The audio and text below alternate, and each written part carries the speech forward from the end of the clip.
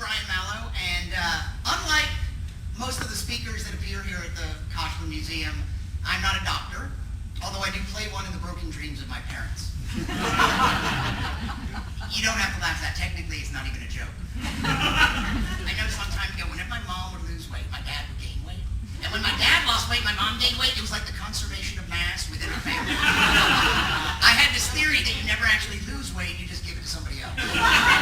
Fat can be neither created nor destroyed. It's one of the basic laws of the universe. One of my mom's favorite little sayings when I was a kid was stand up straight. Did you ever get that from your mom? Stand up straight. That's such a mom thing to say. I think moms have been telling their children that for longer than we realize. Perhaps even to pre-human days. What if that were the driving force behind the evolutionary trend? Mothers nagging their children up the evolutionary ladder. Stand up straight. Don't drag your knuckles when you walk. What are you, born in a tree? I don't like seeing movies with him because he always has to sit in the front row. Because he thinks he gets to see the movie before anybody else. And you know what? You can't argue with him because he always has the same last word. The speed of light is finite, Brian. And that's true, but it's very fast. I think a number of people here should know the speed of light, right? 186,000 miles per second.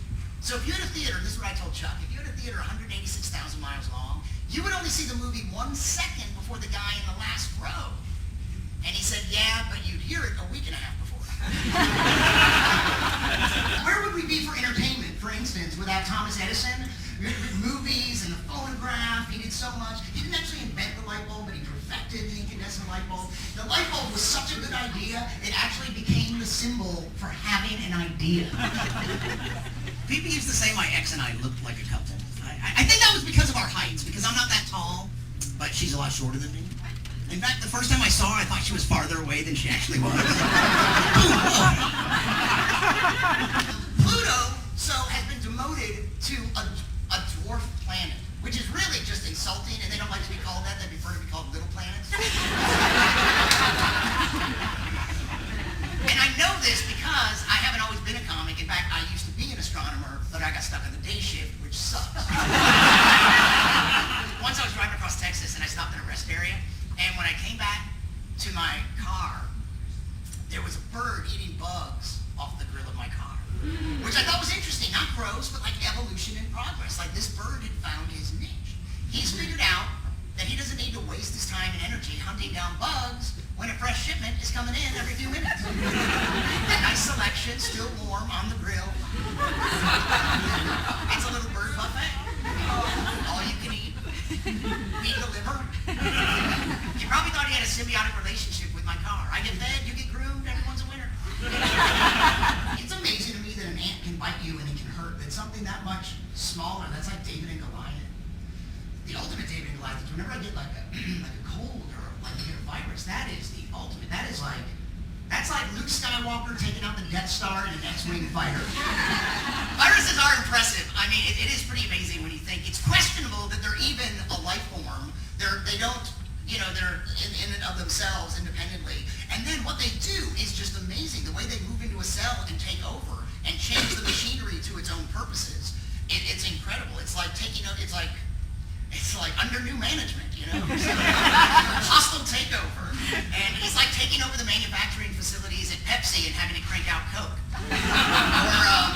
Or even weirder, like if you went to the Nike factory and started making Twinkies. If you could pull that off, that would be pretty amazing. Go to a Dell factory and start making Macintoshes. I have a joke. There's a common joke structure,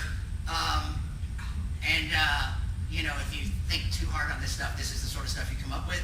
A virus walks into a bar. The bartender says, "We don't serve viruses here." The virus replaces the bartender and says, "Now we do." I've always been a science geek, although I prefer the term enthusiast. No need to be an E, right? Why is it that if you like science, you're labeled a geek or a brain? Has that ever struck anyone as unfair? Is it any less geeky to have vast knowledge of sports trivia and statistics? I don't think so. And really, if you're carrying around a science book, someone thinks, oh, he's a brain. But really, if I was that smart, I wouldn't need to be reading the book. Just because I like science doesn't really mean I'm good at it. I finally started reading Darwin's book, The Origin of Species. Has anyone read it? Yeah. Don't tell me how it ends.